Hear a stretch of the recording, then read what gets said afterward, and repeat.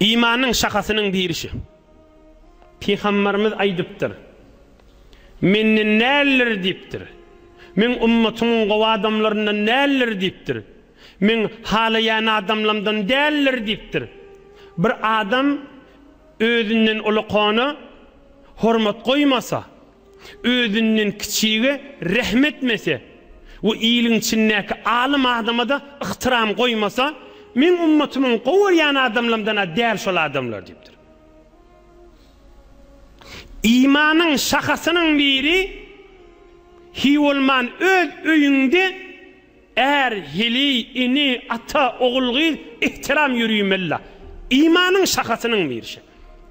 Ulamalar, ahun mollalar, Şuabul İman diyen bir kitap var, onu gözle vermeli. İmanın 71 zat şakası var da, iman bir zat kursakta Allah'a iman yetiriyen, ol cahillaşıptır. Ama şun şakası var, şun yayradan da, şun pıtradan da, şun bir şakası, özünden kiçiğe rahmetmek, vay bimenden kiçidir deyip şuna mehabbetli yüreğin vah-vahlı olmak, özünden ulukana da ihtiram koymakta. Şimdi Müslümançılığın şakası taş. Yankı Peygamberimize gelen kervanne şugurun yürüyüptir da, ya Resulullah şimdi oğlum deyiptir, bana bitir yaxşılığı et diye deyiptir. Dədesine ihtiram koyanmış, o da rahmet ettir, hayır dua alıptır. Yaxşılığını yetiriptir. Ey cemaatler, bir iyiliğinin içine girden görün, bir şehirlerin içine girden görün. Hamana bir sadece Türkmençe sadece misalay değil. Hamana sen yollardan bariyan da ulukan yollardan şehrin içine. Ya bir bimarstanın salonuna giriyan da. Ya bir ulukorrak yerlere giriyan. Bir 12 yaş, 13 yaş, 14 yaş, 15 yaş, 16 yaş, ya 20 yaş, ya ondan ulukan ya kiçi. Kim olsa? Qiyz oğlan olsa. Erkek oğlan ne ha? Qiyz oğlan. Qiyz oğlan ki tamam vücudu hayadan dolu lan ne? Hamana şun içinde ya yürüyüp var ya şu qiyz oğlan ya da bir sandalide otuyor diyecek de. Ayağını uzatıp otuyor da. Bir nefer şu salonu giyirse, ya bir yaş olarak, hatta bilya şu gelen adam birini 20 yaş demeyli, bir 50 yaş adam, 60 yaş adam şu tadan geçecek, o şu ayağını yığınasa şu adam rahat geçecek de. Ayağını yığınayamış o. Fakat ayağını yığınamak terbiyetini en atası veriptirmiş o. Der sureti ki Müslümançılığın ulukan şakası, özünden ulukana ihtiram koymak. Ey cemaatler, ne deyip Müslümançılığın fakat adı olmalı?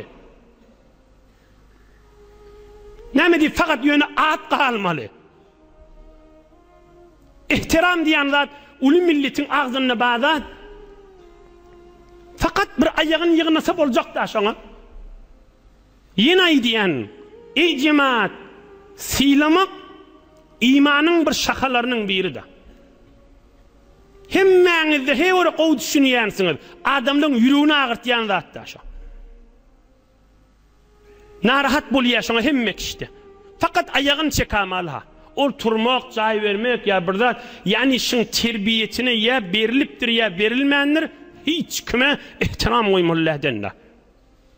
Ama Peygamberimiz aleyhissalatu vesselam aydiye, ihtiram koymasın menin nelliye, men şol adam qowurmayan diye. Yani ihtiram koyanda kiçiliyen mi?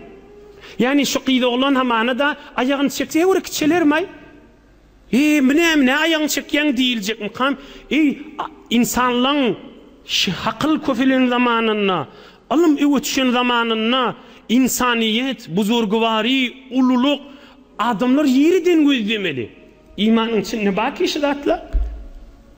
9 yaşında hizmet ettiyenmiştik. Kim Peygamberimize? Hazreti Enes. Yetimce oğlanmıştık. Peygamberimiz ayıptır. Ey Enes siptir. Vakkiril kebira ve rahamis sagira turafiqni fil cennet keza fil şuabi. Ey Enes siptir. Özünden ulukanı ihtiram var. Hazreti geleverdi. Ulukorrak da yaş ulukorrak gelever ştada oturuyor. Bir zat hulası yüreğinden sıyla deyiptir. Peygamberimiz şu hizmet etip veren oğlancığı terbiyet beriye. Terbiyet beriye. Bana sana da terbiyet beriye.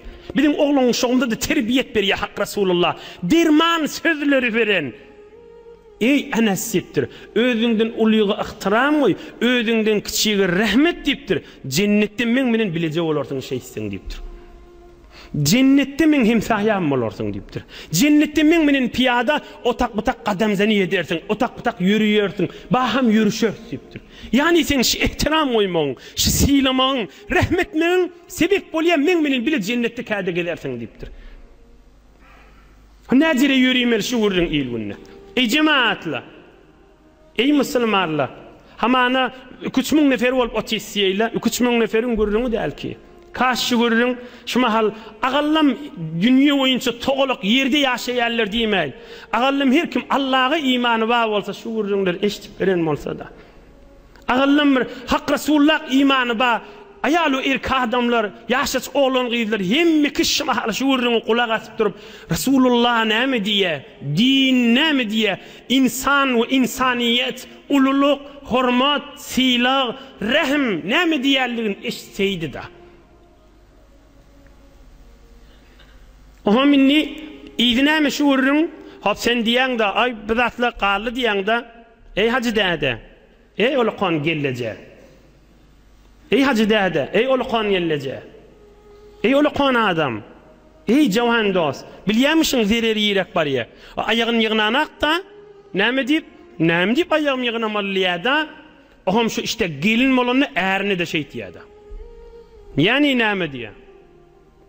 Ya erkoğlan zinana alanına, zinanasına şeýtýärdi. Hiç ihtiram goýmaýar. Indi Allah'ım hakıl köfelin zamanına ne kadar hanıvadylaryň içinde amana oğlan gyz ikisi okuly da gyz aýdýar amana bir reşte intihab edýär da taýin reştäň üstüne gurrun bolýar. Amana adamsy ýok sen bir reşte gitmeňe gitdiýär da. Şoň üstüne neçe ýyl bäri, neçe ay günnäl, neçe ýyl bäri. Fakat şu erheliň arasynda salam aleyk ýok da. Şol ýankyň muqaddemesi haşa. Yankı mukaddeme bolýa, täýidi şuna barýar da. Erheliye de ihtiram goýanakda. Näme diýip, sen men gowurýan reştamy dehalet etdiň diýe, öz dinanasy, öz äri, öz hanawada baham ýaşap elera. Ohum şu musulmançylyk, iman, belki oň daşynda insaniýetiň haýsy bernamasy bilen bar ýaşy. Ey cemaatla. Ey cemaatla. Ey ulukon adamla, ey insan, insaniyette bağlatmışlatla. Hamana heyvançılıkta bağlatta, o heyvanla hiç aslında hissi yok, itiklendi de bilmeye diyeli. Adam ha, haklım çinne ha, tahsilatın çinne, ini dedi, himmi yaşulludur narahat, ulukon adam, aksakal ahun yok, öl inne tasa, ağlap da diye, o bir salamalik bolsun narahanıdır diye de, et diye yok diye. Men yüreğim dövdü, men falan mollu. Emme peygamberimiz da diye, şola adamlar men halamayan diye. Men ummatumdan bir rivayette var, İmam Ahmed rivayet diye, leyse min ummeti, men ummatumdan değil olur diye. Men ummatumdan değil diye. Inni bir gurrun aydiyanim, iman, olar gelip musulman bolýanmışdyklarda peygamberimizin zamanında bir tofar kafirlik gelip musulman bolýanmışdyklar, çenança iman alıp gitýänmişdikler, edip ihtiram da alıp gitýänmişdikler. Ve rahm da alıp gitýänmişdikler. Rahm. Eger peygamberimizi gözleň, howlukman gulak asyn. Peygamberimiz aýtmanlar, her kim bizim uluqanymyzy ihtiram goýmasyn menden dällip, iyidi wa kiçi uluqany ihtiram goýmaly, emma uludy kiçige rahm etmelipdir. Rahm ýüregiň ýumşamak şoň hakynda. Kani natalay diýär-de, aslan ogul gyzym hormat goýmaýar diýär. Emma o taýyn aýtmaýar, özü ogul gyzy rahm etmeýärligini. Ya erheliň arasynda da şu bolýar-da. Aslan ihtiram goýmaýar diýär, özüniň rahm etmeýärliginden habary ýok. İkisini de peygamberimiz den aýdypdyr. Teberrük aýt okuýyn. Dirman Rasulullah'ın sözü. Leyse minna men lem yujilla kabirana ve yerham sagirana. Ulyga ihtiram goýmasa, kiçige rahmetmese menden nällipdir. Ve ya'rif li alimina haqqahu. İlgünün içindek alim adamı ihtiram goýmasa, bollu özüne bollu. Bollu almam özüne almaba diýip ihtiram goýmasa, şol adamlar men ummatymdan nällipdir. Peygamberimizin mübarek sözü.